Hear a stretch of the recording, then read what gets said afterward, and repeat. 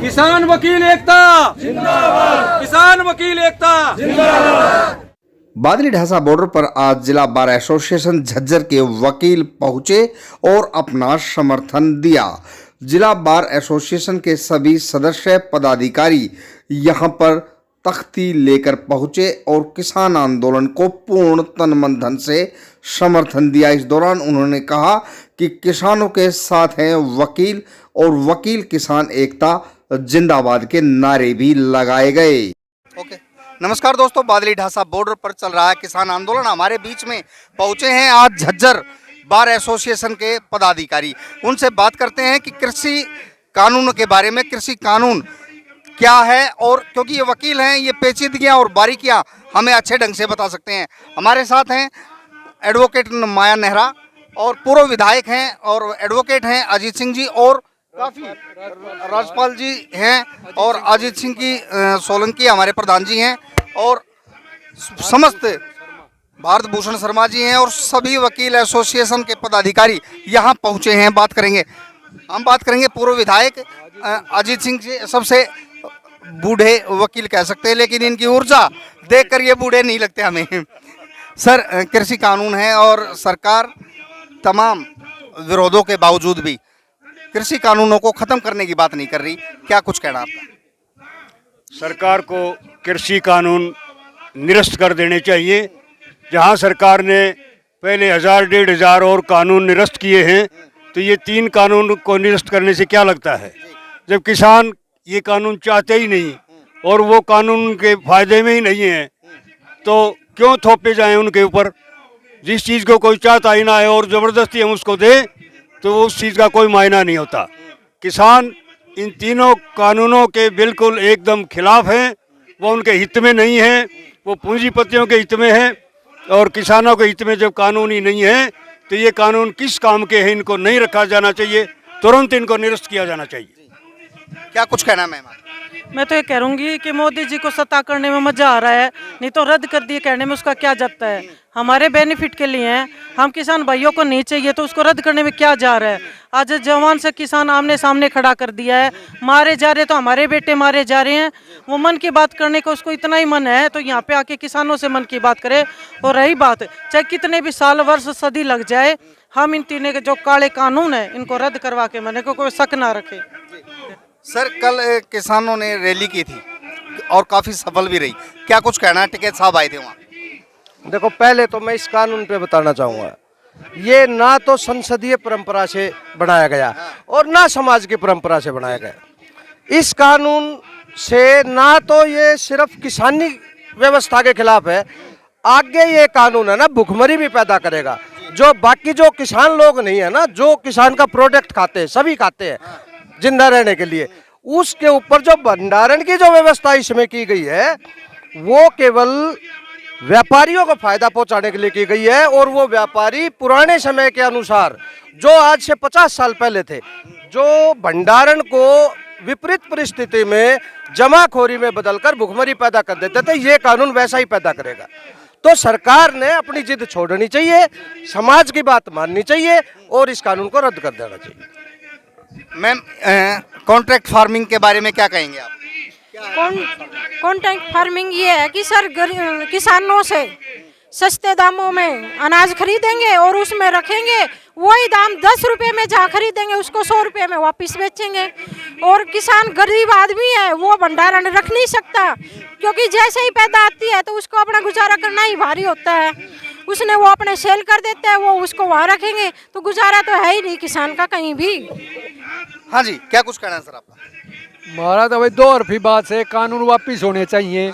और किसानों की जिद है, इधर सरकार जिद, सरकार हारेगी और किसान जीतेंगे, क्यों? अपनी नीति को और अपने उसके लिए, आजीविका के लिए और अपनी इज्जत के लिए डट रहे हैं। कृषि मंत्री ने साफ कह दिया है कि बातचीत कर सकते हैं, लेकिन कृषि कानून खत्म नहीं होंगे। उसके बारे में क्या कानूनी पेचीदगियां है? क्यों कानून खत्म करने के लिए राजी नहीं है सरकार? आप बताइए। सरकार न्यू कानून नहीं खत्म करना चाहती, वह ले रही है दानिया दो रुपये। इलेक्शन में जो मोदी बना उनके रुपया तो प्रचार करके उनसे बना, और ये उनने ठेके दे दिए, टोला के ठेके दे दिए, पेट्रोल पंप दे दिए, और ये SEZ वैसीजेड दे दिए, ये भी क्यों? सर आपने काफी बड़ा आरोप लगाया सरकार पर कि ठेके दे दिए। आप वकील हैं, जिम्मेदार हैं, क्या प्रूफ है? आप ये टोल बता दो, टोल किसके हैं? अडानी के हैं सारे नेशनल हाईवे पर। और ये जितना पेट्रोल का सारा सौदा है रिलायंस वाले कैसे हैं? रिलायंस के तो लगभग जो पेट्रोल पंप है सर वो करीब बंद हैं। वही भी किसाना की वजह से बंद हुए हैं ना, वे पहले से ही बंद है। पहले से सरकार की चाल है या ये सरकार की चाल है कि किसाना ने बहका दो इन ड्रामा। अब वकील हैं, काफी बुजुर्ग वकील हैं, इनका कहना है कि सारे टोल और सभी किसान अंडानी और अंबानी के हैं, लेकिन कहीं ना कहीं बात बनी नहीं इनसे और ये कह रहे हैं कि अब टाल मटोल की बात है। हमारे साथ प्रधान चाह रहे हैं सर, जो ये किसान विरोधी कानून बनाए हैं इनको निरस्त किया जाए और MSP को कानूनी जामा पहनाया जाए, और जितने भी ये MSP के ऊपर तो बता ही दिया आपको, कानून पक्का कानून होना चाहिए और निरस्त होने चाहिए, तब तक ये आंदोलन चलता रहेगा। वकील पूरे इनके साथ हैं। स्वामीनाथन सोलंकी जी हमारे साथ है। सर क्या कानूनी पेचीदगियां हैं, क्यों नहीं हो रहे? कानून किसान बॉर्डरों पर बैठा है। देखो, जब ये शुरुआती दौर था, किसानों ने आंदोलन शुरू किए तो सरकार ने 19 पॉइंटों पे सरकार को किसानों ने ऑब्जेक्शन दिए थे, भाई ये 19 पॉइंट गलत हैं, जिनमें से 12 पॉइंट तो सरकार ने ही माना इनमें खामियां हैं। जब उन्होंने 12 को एक्सेप्ट कर लिया तो 7 को और कर दो, सो किसान भी राजी, सरकार भी राजी, तो ये इसको MSP की गारंटी दे दे और ये कानून वापस कर ले। सर क्या लगता है आपको, कहाँ पेच फंसे हुए हैं, क्यों नहीं कर रही सरकार? तो इसमें पेच वाली तो कोई ज्यादा बात नहीं है, तो सरकार बिल्कुल एक जो बालट होती है ना उस पे अड़ी हुई है। अब ये कहते रहेंगे हमने माननी नहीं तो जो अब अन्नदाता है उसकी क्या समस्या है? कभी उन्होंने किसानों को बुला के अपने वहाँ मंत्रिमंडल या अपने कहीं भी दिल्ली में उनको इकट्ठा करके, या कभी अब उनके पास गए या वो बुलाए, उसे किसी तरह की कोई बात ही नहीं करना चाहते। सर कृषि मंत्री तोमर जी हैं, उन्होंने कहा है कि तमाम बातें करने के लिए तैयार हैं, लेकिन हम नहीं कर सकते, कानून ख़त्म नहीं कर सकते। तो क्या लगता है कि बार बार बातचीत भी हुई है और सिरे नहीं चढ़ रही? देखो, कई बार क्या होता है जी, एक चीज आप मेरे को कुछ देना चाहते हो, मैं लेना नहीं चाहता, तो आप जबरदस्ती करोगे, ये लो इसको, ये वाली इनकी किसान चाहते नहीं, वो जबरदस्ती थोपना चाहते हैं। बस ये कंट्राडिक्शन दोनों में है, इसलिए इसका विरोध हो रहा है।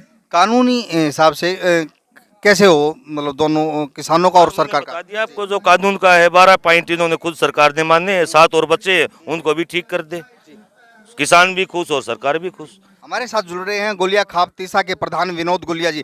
विनोद गुलिया जी, कल आप राकेश टिकैत जी आए थे, कंडेला में आप गए थे, क्या कुछ लगा, क्या देखने को मिला वहाँ?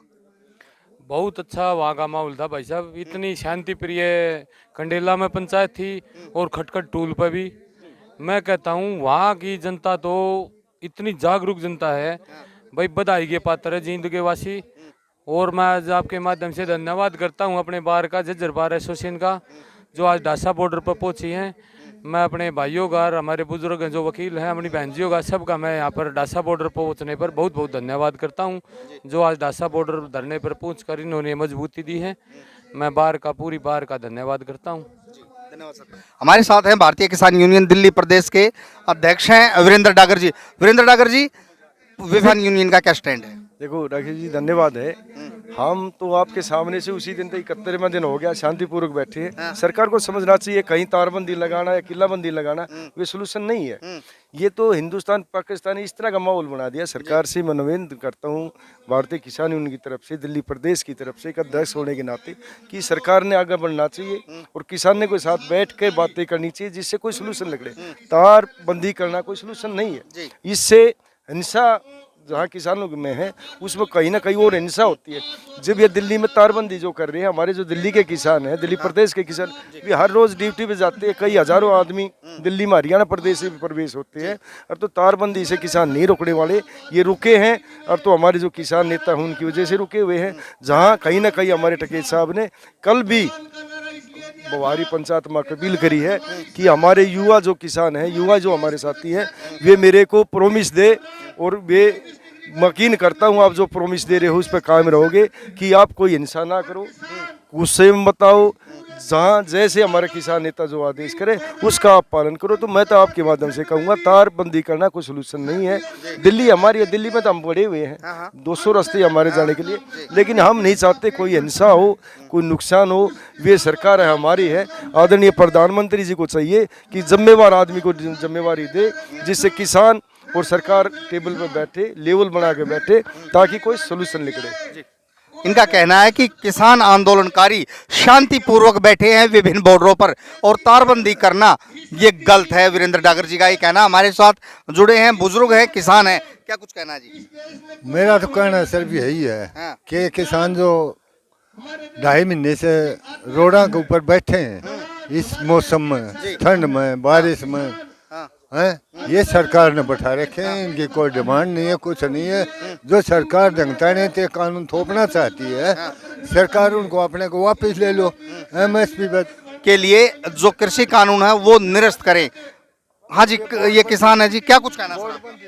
क्या कहना चाहते हैं भाई साहब? हम तो ये कहना चाहते हैं कि आए दोगुनी कर रहे हैं। हमारी समझ में नहीं, खाद का रेट है 5 किलो घटा देते, कट्टे का रेट उसी में बिकता है, तो दुगनी कैसे होगी?